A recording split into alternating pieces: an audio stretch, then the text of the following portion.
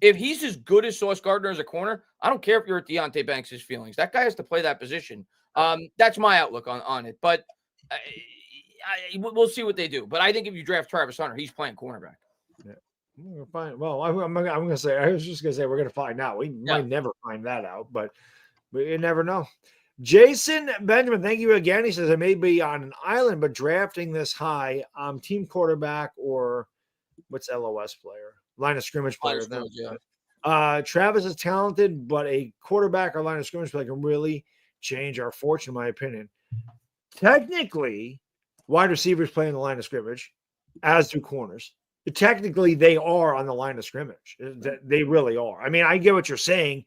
They're not in the trenches. They're not under center. But technically, that running back's not on the line of scrimmage. Safeties are not on the line of scrimmage.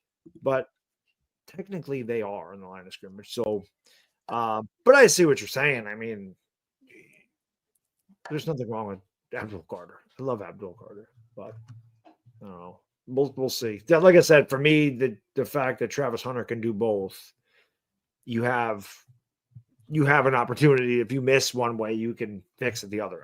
That's why I like him. We'll see.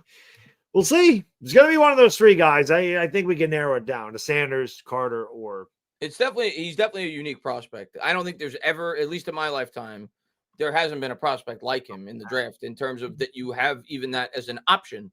Like you said, if he struggles as a corner, he is completely capable of being a full-time wide receiver. We've seen versatile players, Deion Sanders being one of them, but not a prospect like this coming into the pros. Not in my lifetime. Well, I'll say, right, isn't Sanders Pro Day Friday?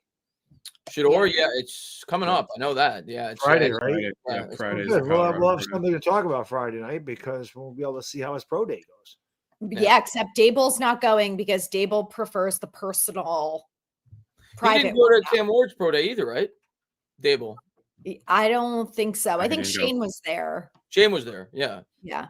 There was all the big front office guys. Shane, Brandon Brown was there, Tim McDonald, and then they had Shea Tierney and Mike Kafka there, but no Brian Dable.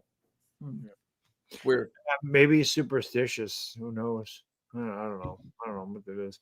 I'm not so worried about that. I think Brian Dable would know what he's doing, and they do like the interaction. And we don't know who their top 30 visits are yet, do we? That hasn't come out yet either. Like, that's not out, right?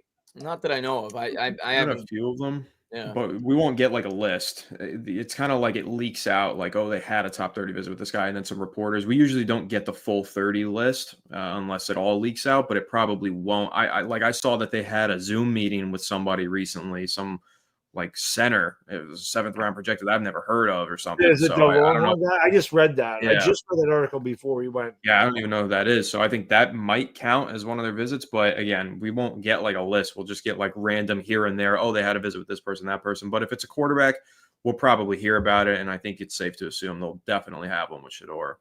Yeah, Shador, Ward, Dart, Milroe, all of the quarterbacks are probably going to.